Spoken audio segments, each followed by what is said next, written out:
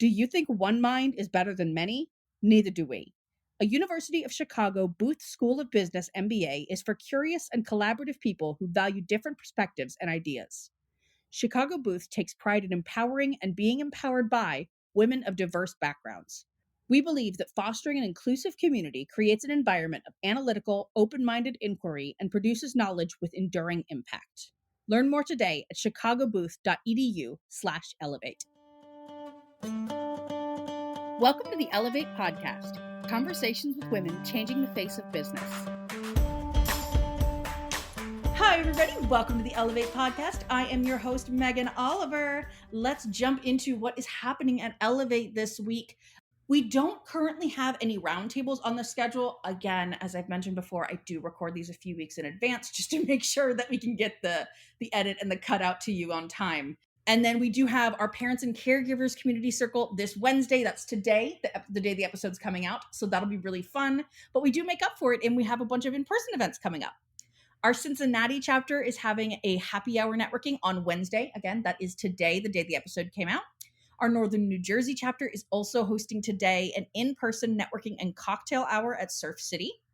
Our Miami Fort Lauderdale chapter is hosting their first Fort Lauderdale event, also today on Wednesday. So if you're in the Fort Lauderdale area, be sure to check that out. Our New York City chapter is hosting an executive breakfast redistributing unpaid work on Thursday. That's so cool. Again, another one that I wish I was still in New York for, because I would absolutely go to that. Philadelphia. This is the one that I think I'm most excited about. I know I talked endlessly about the WNBA game last week. And if you managed to go to it, tell me about it. Email me about it, or tweet us or whatever, or X us, whatever Elon's calling it these days. Tell me how that went, because I think that's the coolest thing ever. But our Philadelphia chapter is having their Ellevate Philly monthly meetup, Women's Equality Day Walkathon. That's going to be on Saturday. That seems really fun and cool. A way to both get in your steps and network. Love it. And our Atlanta chapter is hosting a What Does Ellevate Mean to You? Join us for an empowering session next Tuesday. That's all going to be so much fun. Sadly, none of them are in my area. As you know, I'm in the Dallas area. But if you are in any of those areas, please take advantage of those just for me. And, send me the tea. Tell me what happened. Tell me what's up. Tag us on social media. We might share it. And by might, I mean we probably will, because I run our social media. Without further ado, let's jump into our guest this week. That is going to be April Little. She is the founder and CEO of Little Talent Group. As a career maximalist coach, she empowers high potential and mid-level professionals for the next level of their career via one-on-one sessions. Using her signature career maximalist framework, Rewire, Rebuild, Rebrand, and Realize, she helps her clients maximize their potential by preparing for leadership, curating their influence and communication skills, identifying areas of opportunity within the workplace, and selecting executive sponsors within their organizations that will help champion their candidacy for internal opportunities. I cannot wait. This is another one of Maricella's interviews, so love getting to hear Maricella. Let's go ahead and cut to that interview now.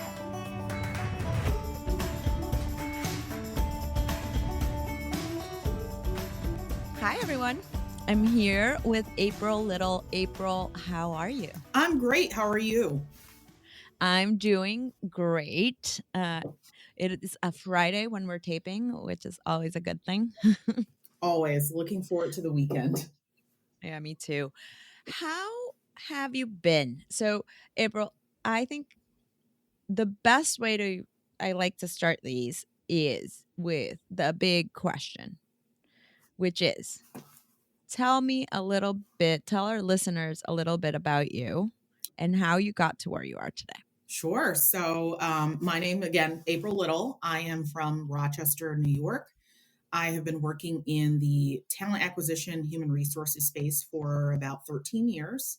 I got my start as a volunteer. When I graduated college, there was another recession looming at that time. So I graduated, saddled with $40K worth of debt, couldn't even get an HR job.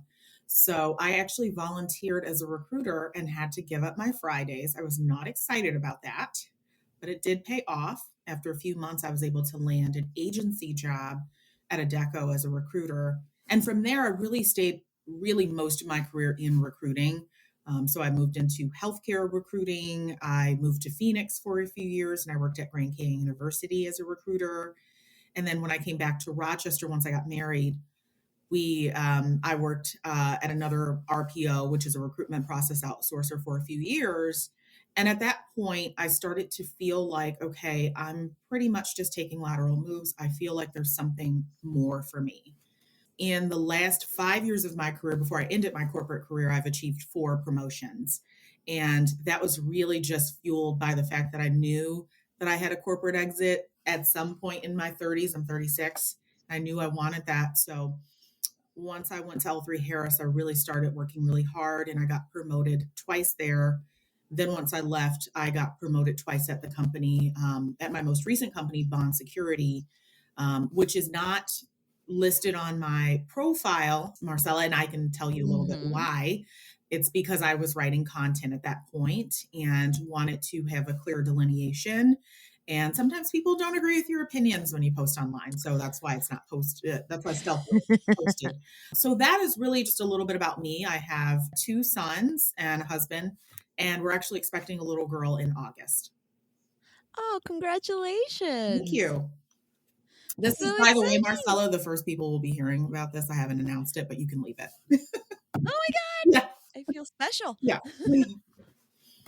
I love it. Thank you. So, I have so many questions for you already. Sure. First off, you started off as a volunteer, I did. which I it makes me think about some of the discussion that I've been reading online lately about unpaid internships. Hmm.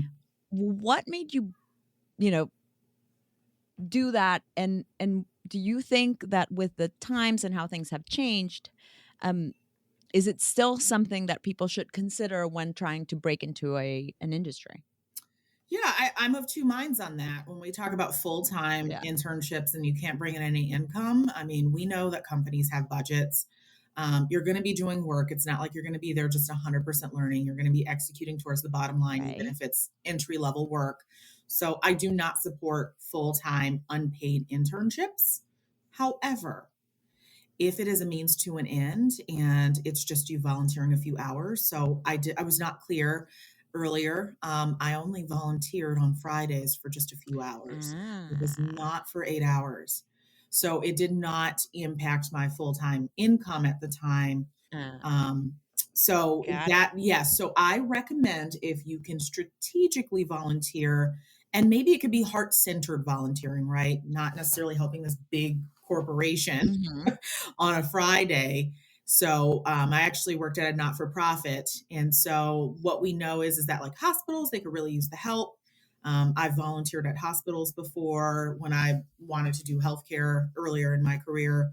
And I think that that is probably the only time I support a not for profit. They clearly have low budget and you're doing something that's really holistically fulfilling for you and for them and for the people they serve. Yeah, that makes total sense. And I feel that those types of volunteerings are almost like an apprenticeship Yes. Yes. in many ways. That's exactly it. Yeah, you're honing your skills, you're helping something, a cause, and you're not hurting your income, which is I think the biggest one. Yes, it needs to be an addition, not a Right. subtraction. And then the other thing I wanted to ask you from kind of this background and your story is you said you knew you wanted to exit.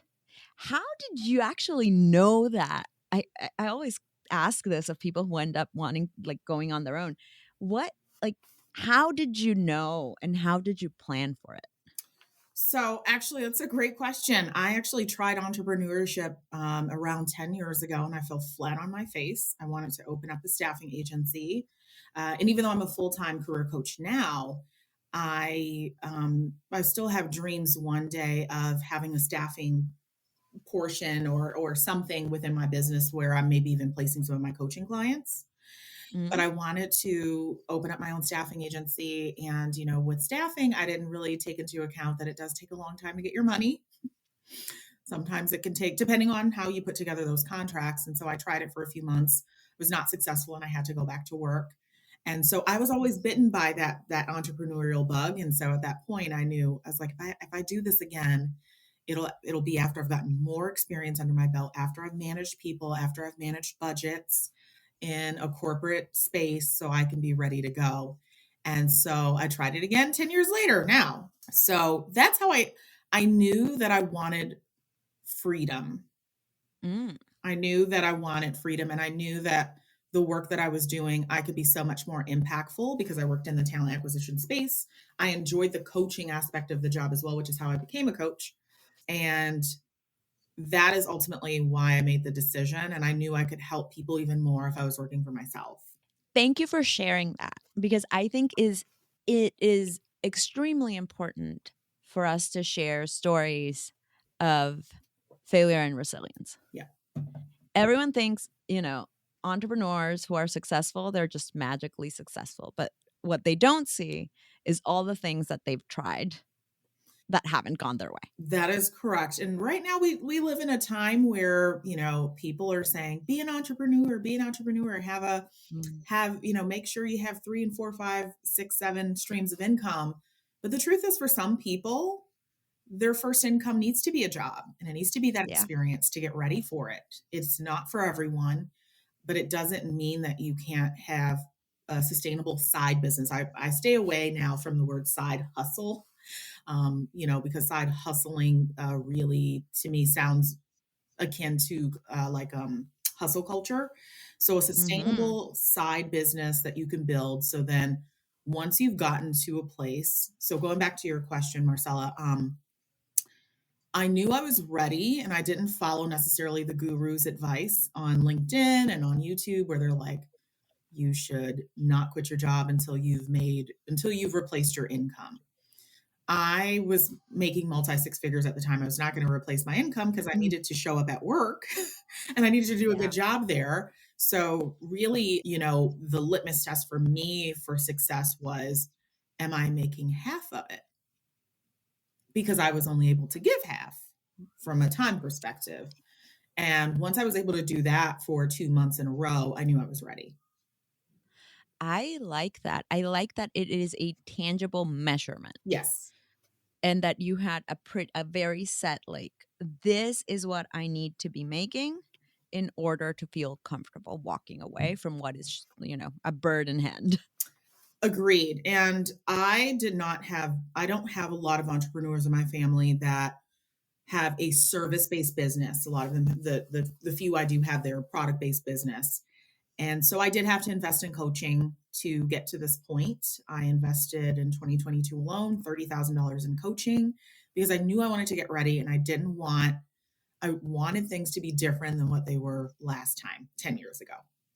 Mhm. Again, very smart of you to get yourself that support.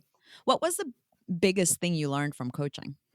I think the biggest thing is that um, you're going to have to execute on whatever plan you come up with the coach, right?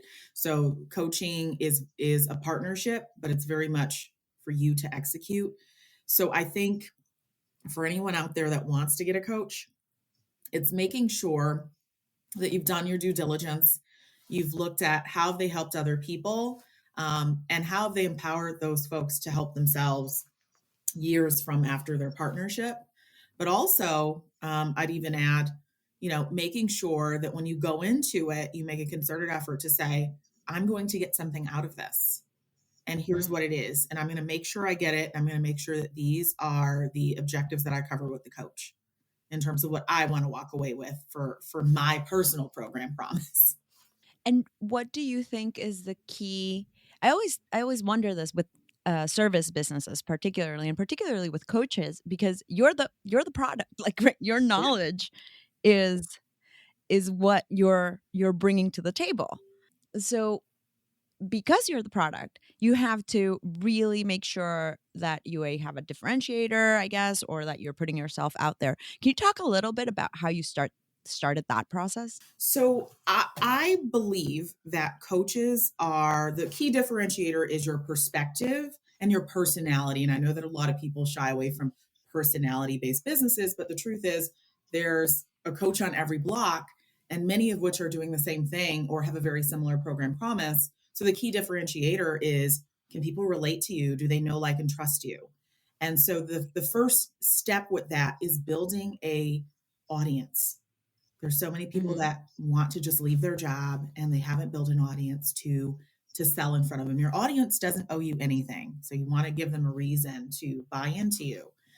So I just want to go into a quick little story. For 2 years, I was not empowered to post on LinkedIn. And as a result of that, I was still scrolling and I started just learning different cadences and how to post and what a good post looked like. So I knew I had a lot of stories. So a lot of the things that I thought were pretty appropriate to share, I jotted it down in my phone. So when I started actively writing in January of 2022, I want to say I had 2 or 3 thousand followers. And that wasn't because I was writing, it was because I worked at a large organization. So candidates just connected with me. I didn't Mhm. actually post. I had a pretty, so I would say that's a pretty dead following. I didn't have an actual following. And at that point, I started writing. And then I started just at that point, I was like, okay, I think I'm onto something here. I had gotten a few viral posts about a few things that I had thoughts on. And then from at that point to today, I'm almost at 200K. So it It's crazy. is, yes. So it really was a matter of, because people always ask, how did you do it so fast? And part of it was really, I was preparing behind the scenes for 2 years.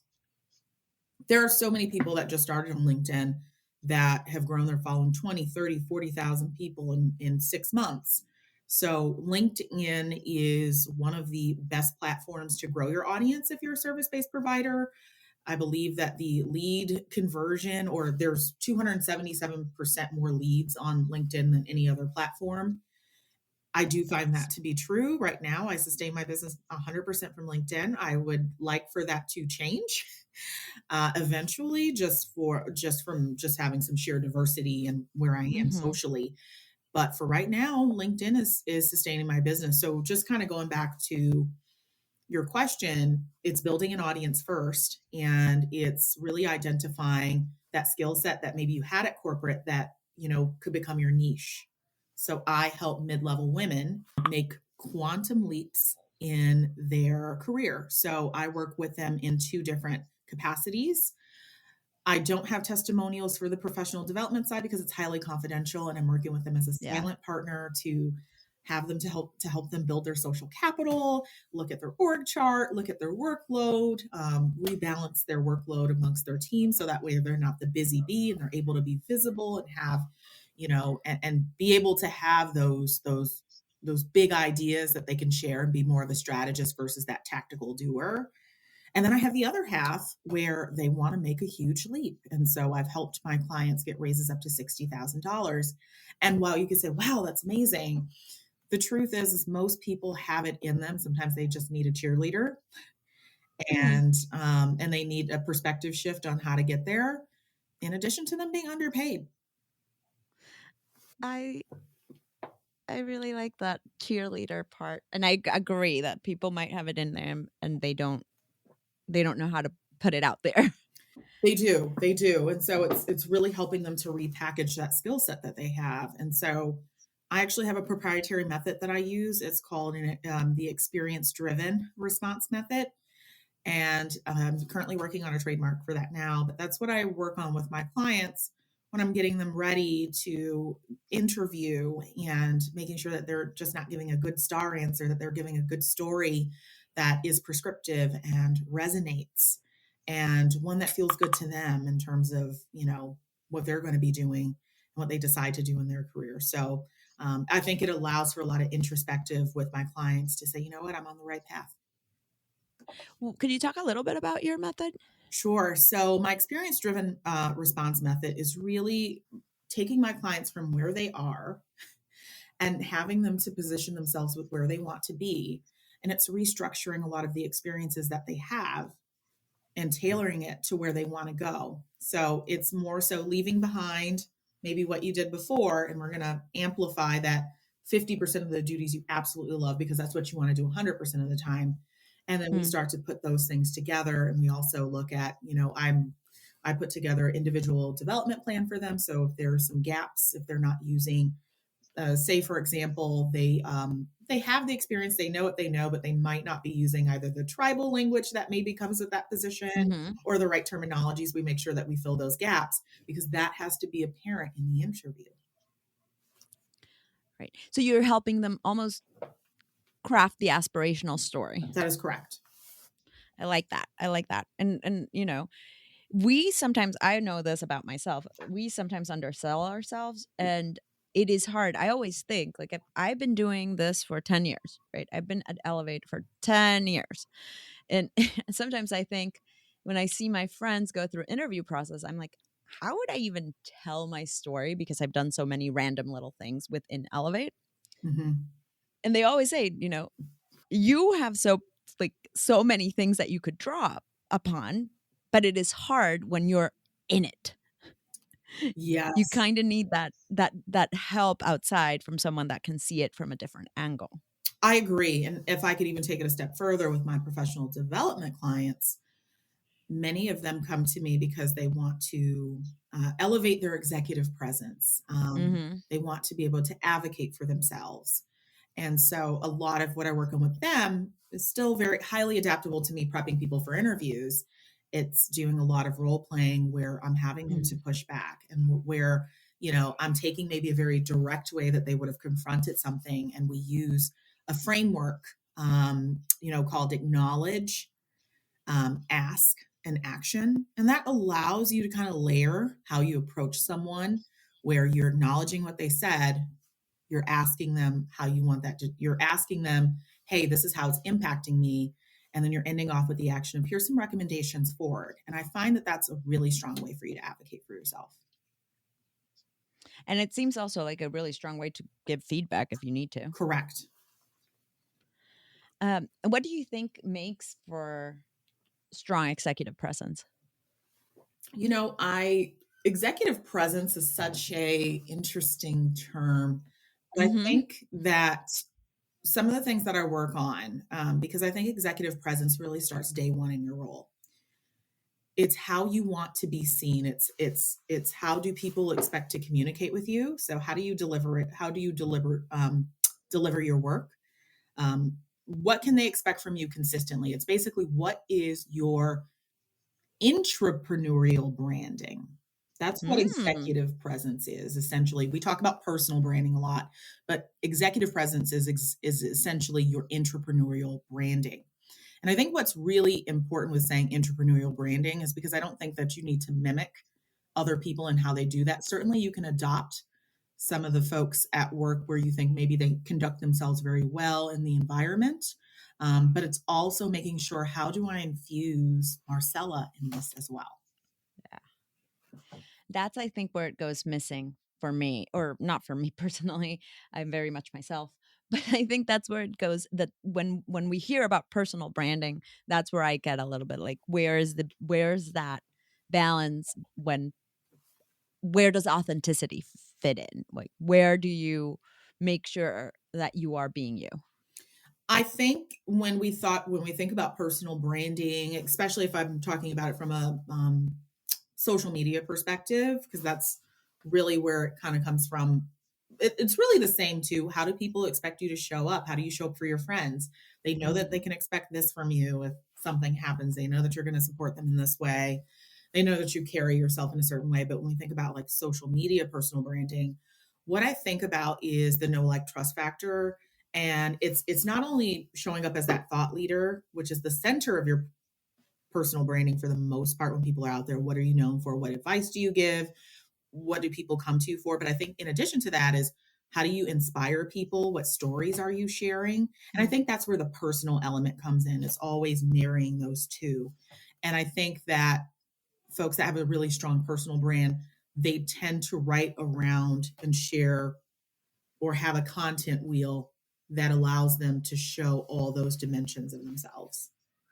I want to go back to LinkedIn a little bit, because you said, for 2 years you couldn't post, Yes. or you wouldn't post. You were in a corporate job, Yeah. but you learned a lot, which I I think learned a is lot. preparation is key. But for those of us who are starting, like before we started on the podcast interview for our listeners, I was asking April, I was telling April, I'm trying to build my brand. Um, what does a good post look like? Sure. So, a really good post, if you haven't, is going to be an intro post. a before and after post, and that's not necessarily a picture. So you could say, for you, I'm just thinking, you can talk a little bit about life before, you were a CEO. You could talk about, I worked really long hours and I didn't think this was possible for me. But today, as a strategy executive with 15 years of experience, I'm now the CEO of Ellevate Network. And this would have never been possible because of X. That's a winning story. Yeah, storytelling is huge on LinkedIn. And I think showing off your perspective. So if it's, talking about starting a business as a woman, um, rebranding your business, acquisition, things like that, those could be the things that you share more so from a thought leadership perspective a few times a week. But then the other thing is sharing, what are you comfortable sharing that's personal about you? I don't think you have to share a lot of personal stuff, but I do find that folks that can come to you and say, I know, like, and trust this person. She went to Starbucks Mhm. today and she had this, or she had a similar experience when she did this. That is the difference between them going to someone that might have a similar background than you, because that's that personality factor. So you do have to infuse your content with your personality. But I would say starting off that way, but also making sure you support. LinkedIn is community based. So I do wave at the algorithm before I post. And what that means is Mm. I support, um, you know, my core community members that are pretty active, some pages that I just love prior to me posting. I really like LinkedIn rewards those that, are actively commenting. You can't just go on there and just show up and post. You do have to build a community. That is good. That is a very good tip. Yes, yes. So that I call it waving at the algorithm. It's not my term. Someone else said it, and I'll have to give them credit for it later. But it's called waving at the algorithm. It is an algorithm, so no one knows that you're online. Sometimes these notification bells don't work. So a good way to make sure that you're building that consistency is showing up and supporting before you ask for support. So that has been my method. I'll show up in the morning, coffee in hand, support some of my top 50 creators. I can't comment on everyone, but the ones that really make me, I do. And then I'll go ahead and I'll post. And then, I would say there's some admin tasks before you post. Some good tips I would also share is going through maybe your most recent 3 or 4 posts and making sure that everyone that stopped by got a comment back. Ooh. Yeah. I you're saying this about LinkedIn, and all I can think about is like these are great rules for life too. Yeah, they are. Like show up for other people before you ask something. Show up for other people. And I'll be honest, commenting is an amazing strategy. I've actually gotten clients from writing a really good comment. And again, also tip for life. If you're going to make a Yeah, comment, make it good. yeah, make it Be good. thoughtful. One more tip: a really well written comment actually counts as a post. So I believe the other day I wrote a comment and got 400 likes, and I was like, well, I'm getting views to my page. I was going to advertise something, but I was like, I don't need to because I've already posted for the day. Do you think, and I would imagine so because you're saying for the day, consistency and just um kind of being around is key. Consistency is huge. When I first started, I'll be honest, I posted every day. Present day April does not post every day. I post maybe 3 times a week, but I still support on the days that I'm not posting. Yeah. So you're still doing stuff. You're I'm still still showing around. up. Um, but You're I but still I showing up. found that if you start to really know your audience and you post 3 times a week, say you're posting every day and you're advertising your services, and it's getting 100, 200 likes, or you could put a lot of your energy into writing a really well written piece of content that will do really well, and it'll still be circulated throughout the week. Well, thank you for sharing all that Yeah. LinkedIn and personal branding information. I did not think that that was where the conversation was going to lead us, but it is very helpful. And I do think that with what you're doing with your client, it all comes full circle. You're helping them craft their story, you're helping them show up, you're helping them with their executive presence and developing that. So it all feels so interconnected. It is very interconnected. In addition to that, I also encourage my clients to begin writing some content.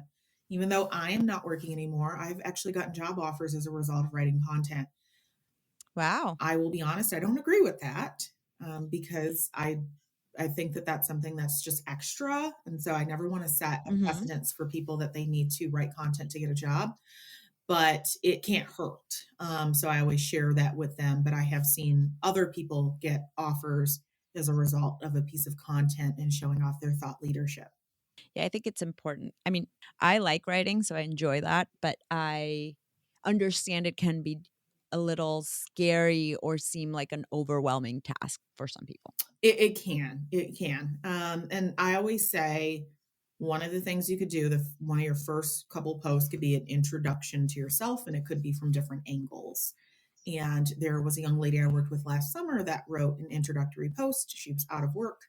I believe it might have gotten hundreds of shares, might have been over 4 or 5,000 likes, and she was able to get a job within 2 weeks. Wow. That's impressive. Yes. So that is the power of personal branding, and especially in this climate of getting laid off, having a Mhm. personal brand, having that career insurance. Yeah. And similar to I actually had a conversation with someone else very recently about this, and also making sure your brand is your brand. You're like you can easily tie yourself to a place of work or something like that, but you also want to make sure that you're coming out as an individual. You do. And I don't want to take this conversation in a different direction, but there's so many folks that are posting on TikTok and Instagram reels that as a result of them building their brand, they've lost their jobs or they've been given an ultimatum. So I do think But it's that's true too. really important to make sure that you tell an employer, prospective employer, that you do want to build your brand. These are your content pillars. Is this approved? Before you actually get started, if you're comfortable doing that. Yeah, that, that makes sense. Yeah. Yeah. Well, April, this has been so much fun. And I enjoy the podcast where I get to ask all my questions, my burning questions of things that I'm doing currently. Well, you are more than welcome to drop by my DMs. I'm happy to help. I do, in addition to career coaching, because I have a large following, I do get one-on-ones here and there with some folks that just want me to look at their LinkedIn and to help them grow their following. Ooh, I will absolutely sneak into your DMs. Yeah, you are welcome to do so. Thank you so much. Just to make sure that we cover this, where can people find you? Clearly, LinkedIn. Clearly, it's on LinkedIn. So I am on LinkedIn right now. My website is still under construction, but I am on LinkedIn, and you're welcome to, connect with me, reach out to me if you're looking for coaching.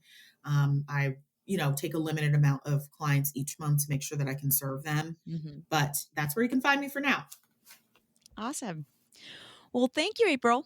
I do want to end with our little lightning round. Okay. Nothing too serious. If you could time travel, where is the first place you would go? If I could time travel, the first place that I would go would potentially be, I'd probably go back to 2005. Ooh, that's specific. It's very specific. And the reason why I would go back to 2005 is because that's when I started college. And Ah, yeah. And so at that time, I wasn't 100% sure what I wanted to do. And I think that I maybe would have taken a gap year and maybe figured out what I wanted to do before going to school and incurring all that debt, changing my major hundreds of yeah. times. I'd never had anyone respond to that question with something kind of within their lifetime. And I appreciate that because it made me think of like, oh God, I have so many things to tell to say to my younger me that I should Yes. go back and say. Would you rather explore outer space or the bottom of the ocean? Ooh, I think I would rather explore outer space. And I think it's because I watch so many space shows that always seem to get canceled. There was the show on Netflix, Up and Away, with Hilary Swank, and I loved it, but they canceled after one season. So I definitely when I'm not living vicariously on space shows, I would love to go to space. If you could have one superpower, what would it be? Oh, that's a really good question. If I had one superpower, it would probably be to have unshakable tunnel vision on task. Ooh, Yeah. also a good one. Yeah. I'm very hyper and I sit here at my desk with coffee and I'm like, ooh, squirrel. So I feel like I could make my own magic if I had more tunnel vision. Like it. Yeah. I like it. Dream dinner guest. A dream dinner guest. I would dare say I would love to have dinner with it could be a few people, right? But Yeah. I would say Dorothy Dandridge. I enjoy that era of Mm. Hollywood and would just love to learn about her. I like it. Yeah. Finally, what's one thought you'd want to leave with our listeners? I would love, because we talked about failure and triumph, I would love to leave our listeners with really, you can accomplish whatever you decide to. And I made a post about this.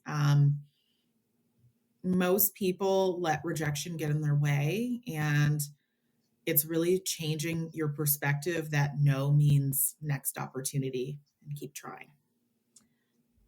I think that's such an important thought. No means next opportunity. Yep. I like it. That's a new acronym. I guess that'll be the new acronym for no. You can make a ton of acronyms. I mean, when I posted that, someone came in the comments and said, next one. It's like, I love that.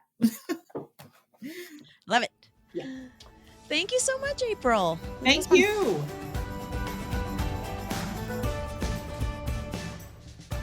Welcome back, everybody. I hope you all enjoyed that as much as I did. Such a cool interview, such a cool person, such a just cool presence. And speaking of cool people, let's talk about this week's history makers. Ricky Collet became the first trans Miss Netherlands. Nusrat Chowdhury became the first Muslim woman and first Bangladeshi American federal judge. Garima Arora became the first Indian woman to receive a Michelin star.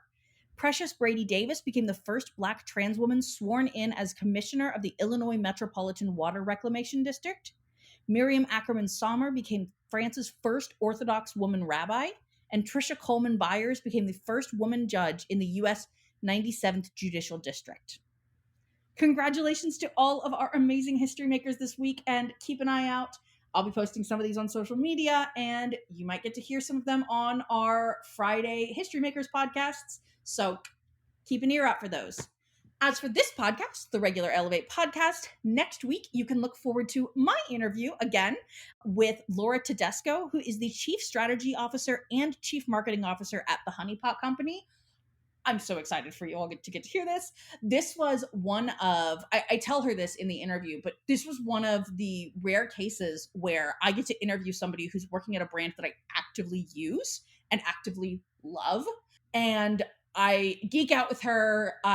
We talk about so much. Like, it was one of those moments where, like, about halfway through the interview, I was like, are we best friends now? Because, like, I think we're best friends now. So you're not going to want to miss that one. Again, my interview. Be sure to tune back in next week for that. Ellevate Network drives real results for ambitious women trying to break through the glass ceiling and achieve success in their careers. We offer a platform full of resources and opportunities for growth, all designed to help you unlock your potential. With Ellevate support, you can take the first step toward achieving your professional goals.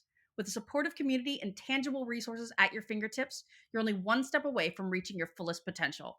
Join us today and take advantage of our 30-day free trial to start building the career of your dreams. Thanks so much for listening to the Ellevate podcast. If you like what you hear, you can subscribe, give us 5 stars, and share your review. You can learn all about Ellevate membership and all the great things that Ellevate Network is doing at our website, www.ellevatenetwork.com. That's ELLEVATE network.com. And special thanks to our producer, Catherine Heller. She rocks. Thanks so much, and join us next week.